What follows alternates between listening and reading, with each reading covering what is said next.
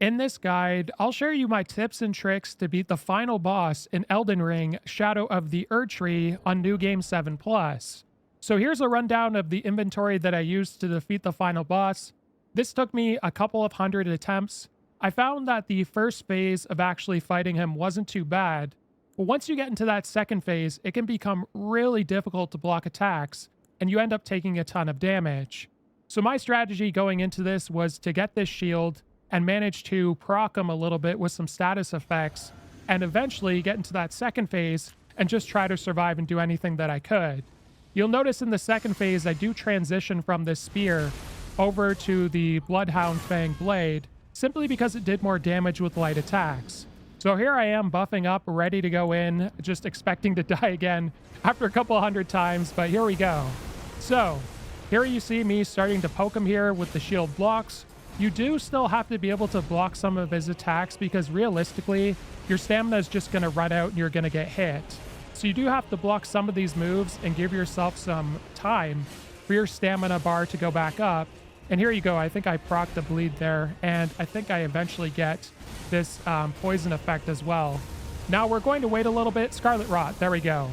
So here we go. He's got this meteor strike. You just want to run to the side and do 2 rolls. And at this point, I try to heal up a little bit. Thankfully, he didn't attack. And that strike right there does a ton of damage, so I definitely recommend focusing on being able to roll that. So here we go into the second phase, and this is where I start to get a little bit nervous. Actually, it's pretty easy to get to the second phase once you get the hang of the setup that I'm using. It's just this second phase. He does so much damage. He has so much health on New Game 7 Plus. It is incredibly difficult. So here we go. I summon my Mimic guy, hoping he'll distract him a little bit so I can get some swings on him, which he does actually help a decent amount here, but still incredibly difficult. So what I'm trying to do here is block some of these attacks using the shield when he does this one. Try to roll these light attacks, but is it ever difficult? I've seen a couple videos online of people just rolling those, but every time I just seem to get hit by them, no matter how I roll. So it's a combination of trying to roll these attacks, trying to not get hit by that holy damage, but also getting a few swings in here and there.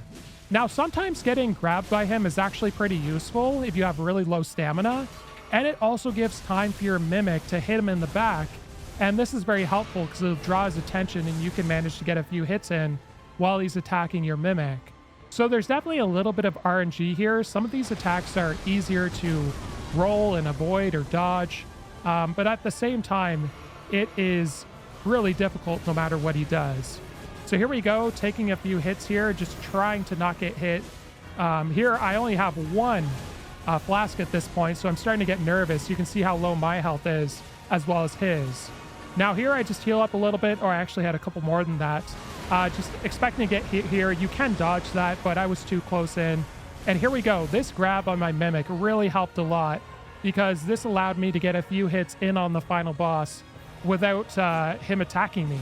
So I get a couple swings in. I think I'm totally out of heals at this point, so I'm getting really nervous, hoping my Mimic's going to do a little bit of damage if you take a look at his health. Now, I've gotten him to this level multiple times. In fact, he died once, and I just still lost because I died before it. But there we go. We defeated the final boss on New Game 7 Plus. Appreciate you all, guys, and we'll see you in the next one.